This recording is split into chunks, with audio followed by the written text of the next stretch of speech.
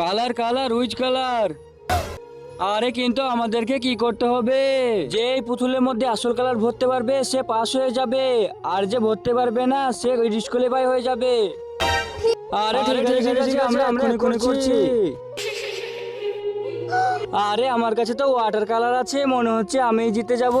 আরে সেটা তো দেখাই যাবে এক্ষুনি। এতে তো আমি আমার ফেভারিট কালারটা লাগাবো।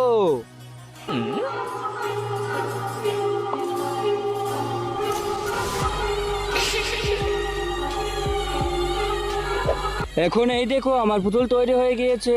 আরে না না, এটা স্কুইড গেমের পুতুলের কালার না, সোলজার এ ডিসকোয়ালিফাই হয়ে গিয়েছে। জলদি করে একে ডিসকোয়ালিফাই করে দাও। এর তো কালারটা বাজে ছিল, এই কারণে ডিসকোয়ালিফাই হয়ে গিয়েছে।